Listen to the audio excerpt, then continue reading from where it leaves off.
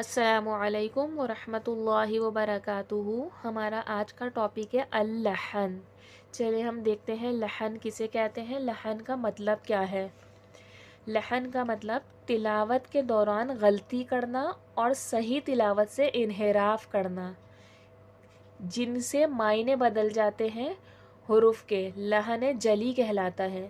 یعنی کہ جو تلاوت کے دوران جو غلطیاں ہوتی ہیں اسے لحن کہا جاتا ہے، ٹھیک ہے۔ اب اس میں لحن کی بھی ڈفرینٹ اس کو ٹائپ میں وہ کیا گیا ہے۔ لحن کی اقسام دیکھیں، لحن یعنی کہ جو غلطیاں ہو جاتی ہیں صحیح تلاوت سے، اس کی بھی دو اقسام ہیں۔ کون کون سی؟ لحن جلی ظاہر اور نمبر 2 لحن خفی مستتر۔ لحن جلی ظاہر کا کیا مطلب ہوا؟ واضح اور ظاہر غلطیاں جو فوراً ہی پتہ چل جائے، واضح ہو جائے کہ یہ غلطی ہے۔ اور لحن خفی مستتر کا کیا مطلب ہوا؟ مخفی اور چھپی ہوئی غلطیاں، ٹھیک ہے۔ لحن کسے کہتے ہیں؟ غلطیاں کرنا، اور اس کی بھی دو پارٹس میں اس کو ڈیوائڈ کر دیا گیا ہے۔ لحن جلی ظاہر یعنی کہ واضح غلطیاں، لحن خفی مستتر یعنی کہ مخفی اور چھپی ہوئی غلطیاں۔ اب دیکھتے ہیں لحن جلی ظاہر کیا ہوتا ہے۔ یہ تلفظ کی غلطی ہوتی ہے جو تلاوت کی درستگی کو متاثر کرتی ہے۔ اس طرح کی غلطی لفظ کی بناوٹ یا حرف میں ہوتی ہے۔ جو لازمی صفات ہے اس کو یا تو ختم کر دینا،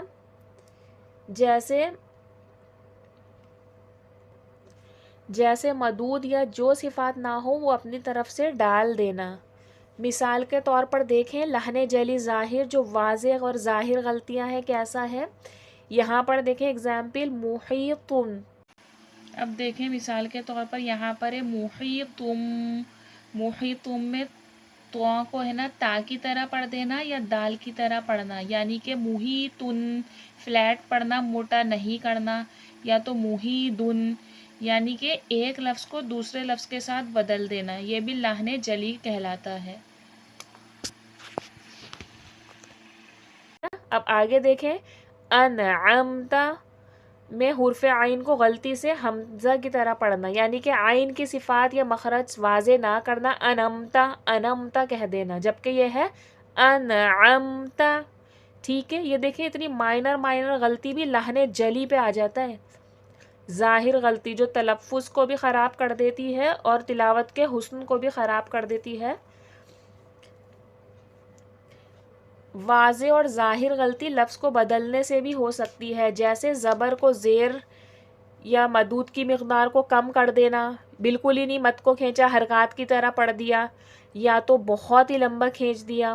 اور مد لازم اور مد متصل، مد منفصل، یعنی کہ یہ جو مدود ہے اس میں تو لازمی ہی کھینچنا ہے نا، تو اس کو کھینچا نہیں، اور زبر کو زیر کے ساتھ بدل دیا، یعنی کہ حرکات اعراب کی غلطی بھی ہو گئی، اس میں تلفظ کی بھی غلطی ہو گئی۔ تو یہ ساری غلطی لحن جلی ظاہر یعنی کہ واضح اور ظاہر غلطیاں کہلاتی ہیں، یعنی کہ ایک حرف کو دوسرے حرف کے ساتھ بدل دینا، زبر کی جگہ زیر، زیر کی جگہ پیش پڑھ دینا، جہاں کھینچنا ہے وہاں نہیں کھینچنا، جہاں نہیں کھینچنا ہے وہاں پر کھینچ دیا، تو یہ لحن جلی کہلاتی ہے۔ اور لحن جلی کیوں کہا جاتا ہے؟ کیونکہ اس کی نشاندہی یعنی کہ اس کی پہچان قرأ اور علماء دونوں کے لیے آسان ہے، کیونکہ صاف پتہ چل جاتی ہے اس میں کیا غلطیاں ہیں۔ اب اس کا حکم کیا ہے لحن جلی کا؟ جو ہم نے دیکھا ہے لحن جلی کا کیا حکم ہے، یہ غلطی قطعاً حرام ہے، کیونکہ یہ قرآنی عبارت کو بدل کر اصل مفہوم سے ہٹا دیتی ہے۔ دیکھیں ہم لوگ جو تجوید کو اہمیت نہیں دیتے، حمزہ کو عین کی جگہ پڑھ دیا، تو کو تا کی جگہ پڑھ دیا، کیا حکم ہے اس کا؟ یہ غلطی حرام ہے، کیونکہ یہ قرآنی عبارت کو بدل کر اصل مفہوم سے ہٹا دیتی ہے۔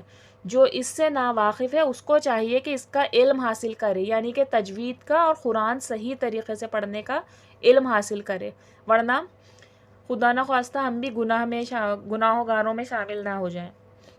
اب دیکھیں لحن خفی مستتر یعنی کہ پوشیدہ اور چھپی ہوئی غلطیاں، یہ کون سی غلطیاں ہوتی ہیں؟ یہ وہ غلطی ہیں جو لفظ یا حروف میں واقع ہوتی ہیں اور جس سے قرأت میں خامی پیدا ہو جاتی ہے۔ لحن خفی میں معنی نہیں بدلتے پر یہ تلاوت کے حسن کو کم کر دیتی ہے۔ یہ غلطیاں ماہر قاری ہی پہچان سکتا ہے۔ یہ غلطی نہ تو الفاظ کے معنی میں ہوتی ہے اور نہ ہی لغت میں۔ صحیح ہے۔ لحن جلی اور خفی میں کیا ڈفرینس ہے؟ لحن جلی واضح غلطیاں ہیں، ایک لفظ کو دوسرے حرف سے بدل دینا، زبر کی جگہ زیر پیش کر دینا۔ اور لحن خفیر کیا ہے؟ لحن خفی کیا ہے؟ جس سے قرأت میں خامی پیدا ہو جاتی ہے، لفظ یا حروف میں تبدیلی نہیں ہوتی۔ اس کی مثال کیا ہے؟ جیسے ادغام نہ کرنا، را کو زیادہ غیر ضروری تکرار سے، جیسا الرحمہ ایسا پڑھ دینا، اور لفظ غنہ جہاں ہے اس میں غنہ نہ کرنا، یعنی کہ تجویل کے جو رولز ہوتے ہیں نا تجوید کے، ادغام، غنہ، یہ سب نہ کرنا، تو یہ لحن خفی مستتر ہے۔ اور اس کی جو ایکسپرٹ قرأت والے قراء وغیرہ ہوتے ہیں جو کرتے ہیں، وہی لوگ اس کی غلطی پہچان سکتے ہیں۔ صحیح ہے۔ لحن جو غلطیاں ہیں میں نے آپ لوگوں کو دونوں بتا دیا، لحن جلی ظاہر، لحن خفی مستتر۔